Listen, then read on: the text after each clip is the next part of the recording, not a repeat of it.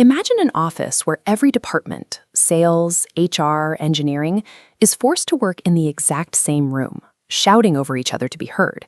In network terms, this is exactly what happens when you plug every computer into a single, unconfigured physical switch.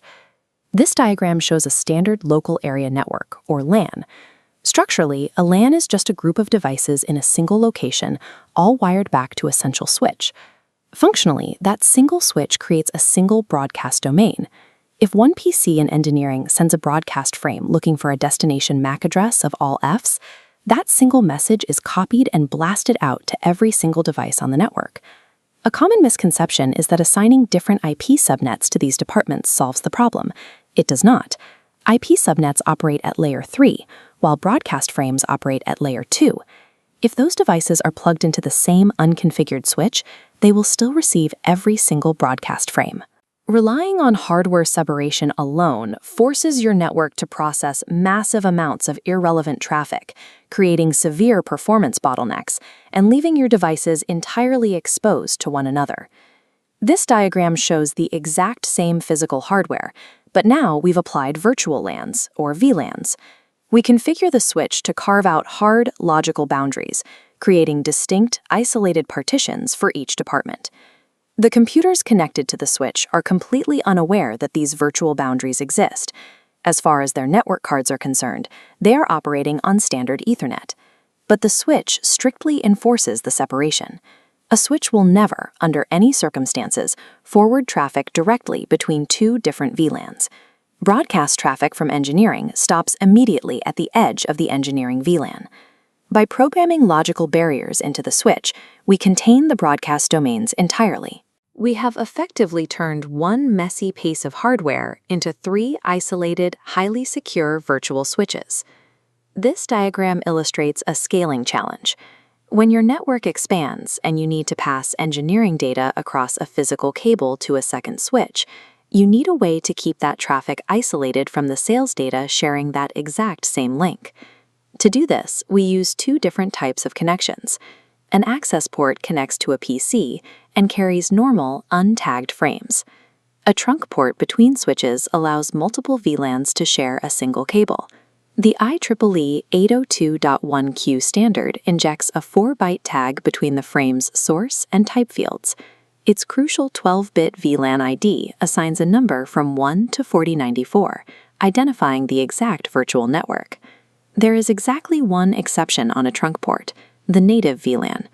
By default, this is VLAN 1. Any traffic assigned to the native VLAN passes over the trunk completely untagged.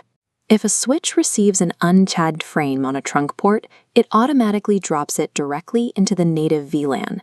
802.1q tagging is the specific mechanism that allows enterprise networks to scale, giving you the power to multiplex thousands of isolated networks over a single physical cable. Let's translate this into Cisco command line execution. This diagram maps out the physical ports. We need to assign gigabit 1/1, 1/2, and 1/3 on the left to the engineering VLAN. Here are the commands. First, select the ports with interface range G1/0-3. Next, set them for end hosts by typing switch port mode access. Finally, type switch port access VLAN 10.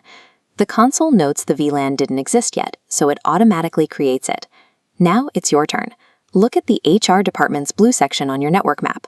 Pause the video now and write out the exact 3 commands required to assign gigabit 2/0 through 2/2 to VLAN 20.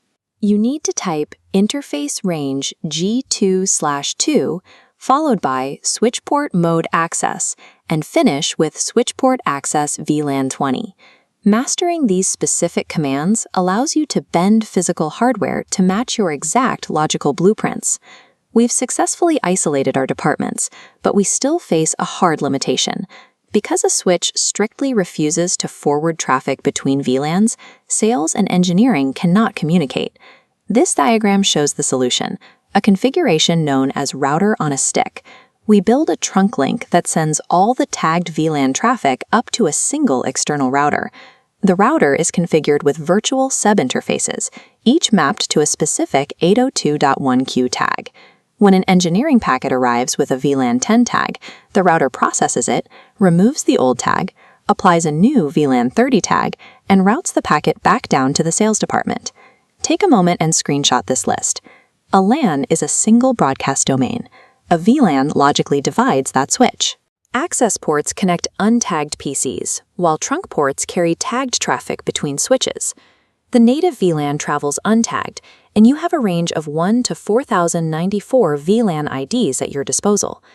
Isolating broadcast domains and managing 802.1q tags is the exact mechanism that prevents network collapse. It is the foundational grammar for designing any secure, modern enterprise architecture.